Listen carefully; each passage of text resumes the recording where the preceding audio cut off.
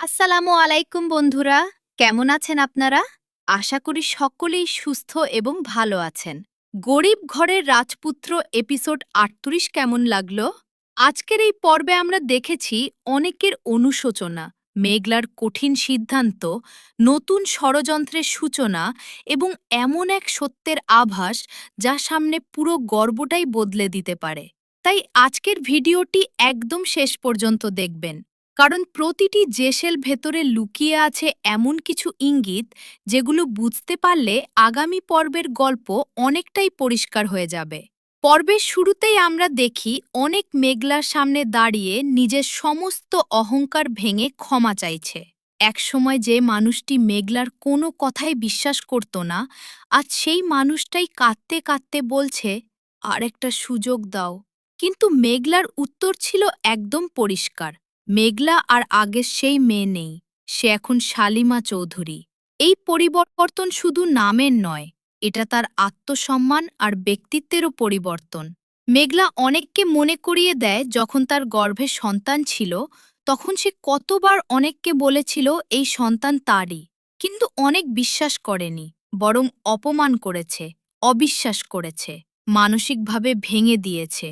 তাই আজ অনেকের চোখের পানি দেখে মেঘলার মন গলবে না, এটাই স্বাভাবিক। এই দৃশ্যের সবচেয়ে বড় দিক হল পরিচালক এখানে দেখিয়েছেন ক্ষমা চাওয়া সহজ, কিন্তু ক্ষমা পাওয়া সবসময় সহজ নয়। কারণ কিছু ক্ষত সময়েও পুরোপুরি এরপর মেঘলার বাবা অনিককে স্পষ্ট ভাষায় জানিয়ে দেন তারা একসময় চেয়েছিলেন অনিক আর মেঘলা আবার এক হোক। কিন্তু সন্তানের মৃত্যুর পর সবকিছু বদলে গেছে। তাই এখন অনেকের উচিত মেঘলার জীবন থেকে দূরে সরে যাওয়া। তবুও অনেক বলে যায়, মৃত্যুর আগ পর্যন্ত সে ক্ষমা চাইতেই থাকবে। বন্ধুরা, এখানেই কিন্তু অনেকের চরিত্রের বড় পরিবর্তন আমরা দেখতে পাই। এরপর অ্যাল্পো এক্কেবারে অন্যদিকে মোড় নেয়। আমরা দেখি নীলা আর তার বাবা জেল থেকে রাতুলকে বের করে নিয়ে আসে। প্রথমে রাতুল বুঝতেই পারে না কেন তাকে সাহায্য করা হচ্ছে, কিন্তু কয়েক মুহূর্তের মধ্যেই সব পরিষ্কার হয়ে যায়। নীলা জানিয়ে দেয় সে রাতুলকে বিয়ে করতে চায়, তবে এটা ভালোবাসার বিয়ে নয়, প্রতিশোধের বিয়ে।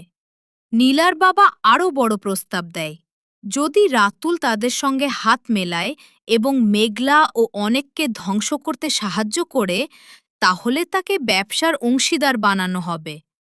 রাতুল প্রথমে একটু অবাক হলেও খুব দ্রুত হিসেব কষে ফেলে।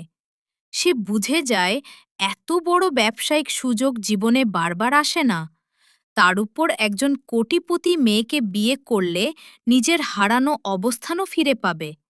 তাই কোনো দ্বিধা না করেই সে রাজি হয়ে যায়। এখান থেকেই নতুন ভিলেন জুটি তৈরি হয়ে গেল।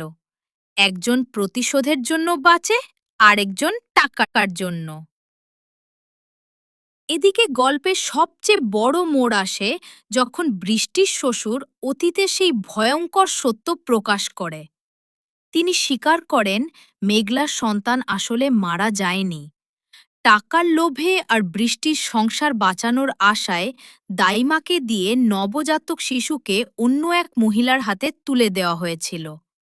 আর অনেক ও মেঘলাকে বলা হয়েছিল সন্তান মৃত।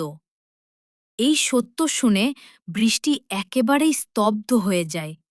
সে বিশ্বাসই করতে পারে না একটা নিরপরাধ শিশুর সঙ্গে এমন জঘন্য অন্যায় করা হয়েছে।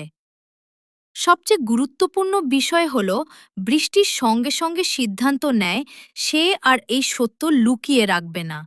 সে অনেককে সব জানাবে। কিন্তু ঠিক তখনই তার শ্বশুর তাকে থামিয়ে দেয়। তিনি বোঝান যদি মেঘলা সত্যটা জানতে পারে, তাহলে শুধু তাদের পরিবার নয়, এই ঘটনার সঙ্গে জড়িত সবাই আইনের মুখোমুখি হবে। এখানে বৃষ্টি এক ভয়ঙ্কর মানসিক দ্বন্দ্বে পড়ে যায়। একদিকে সত্য প্রকাশ করার দায়িত্ব, অন্যদিকে নিজের সংসার ভেঙে যাওয়ার ভয়।